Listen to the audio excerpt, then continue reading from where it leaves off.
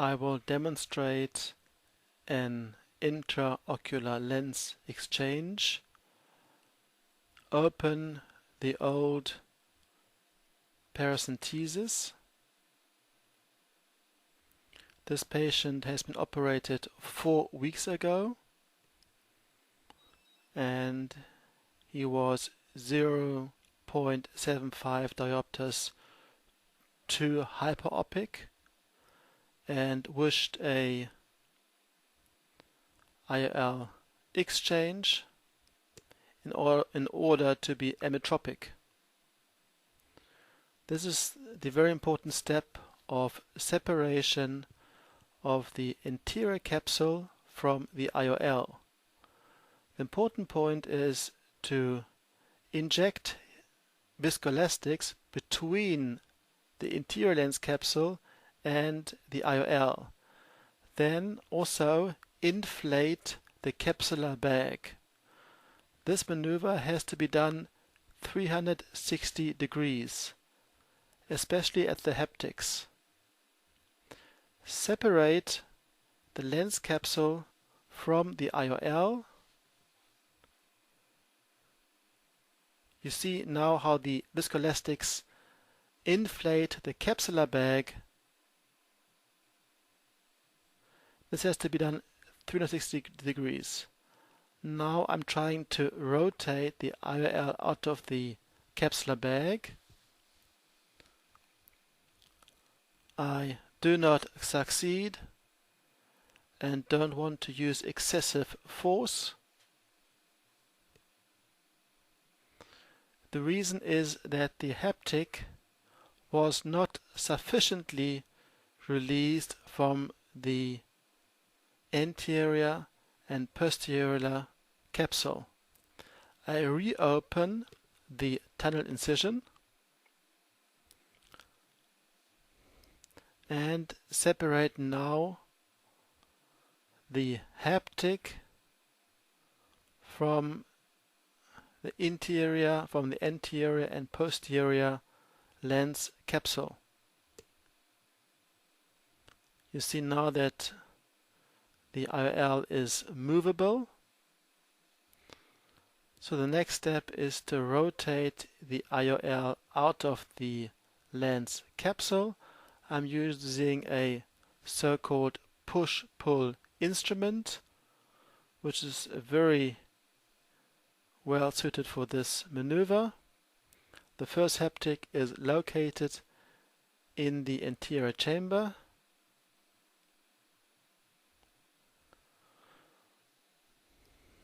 You can then continue with the second haptic. Try to avoid too much zonular stress.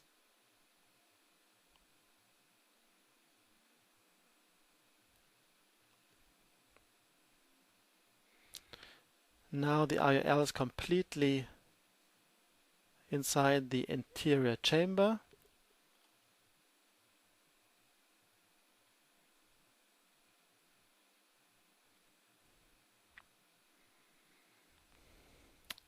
Inflate the capsular bag with viscoelastics in order to avoid a posterior capsular defect. The next step, I'm trying to remove the haptic through the tunnel incision and do not succeed with the push-pull instrument. I take therefore a serrated jaws forceps. See details in the book. With this forceps, the haptics is easily removed from the tunnel incision.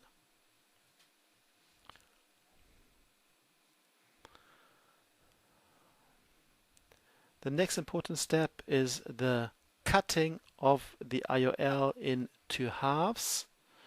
Please see also the drawing in the book. On the left side I'm using a push-pull instrument and on the right side a long capsulorhexis forceps.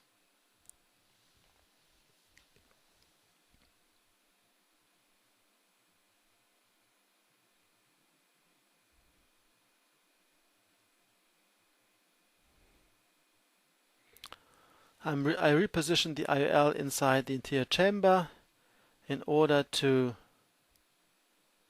have a better grasp during the cutting maneuver. Cut the IOL into two halves. It's very important to cut it exactly the way it is on the drawing inside the book.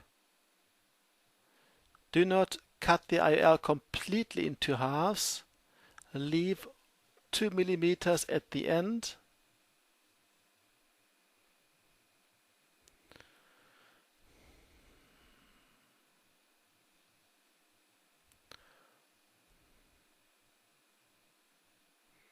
Cut the IOL only almost into halves.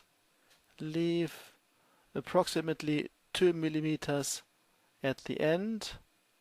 You will see in a moment why.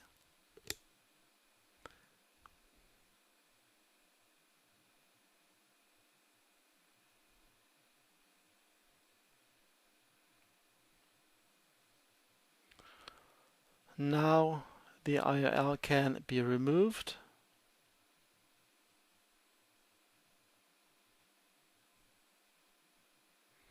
I'm using again the serrated jaws forceps, which is a 23 gauge intravitreal forceps. And now the first half of the IOL is removed. It's always good to inflate the lens capsule once more with viscoelastics to avoid damage of this structure.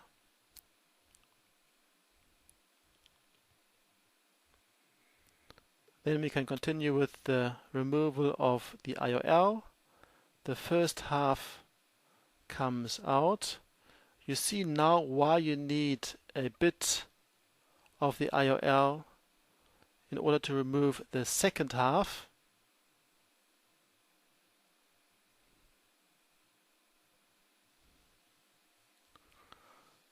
Then the next step will be to implant the correct IOL.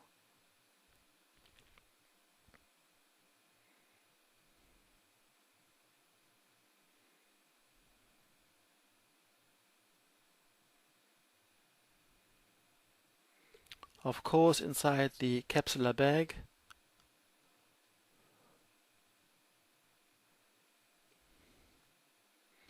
Then viscoelastics is removed and the blood clot is removed too. Blood clots are actually not too easy to remove. They like to stick to the tissue.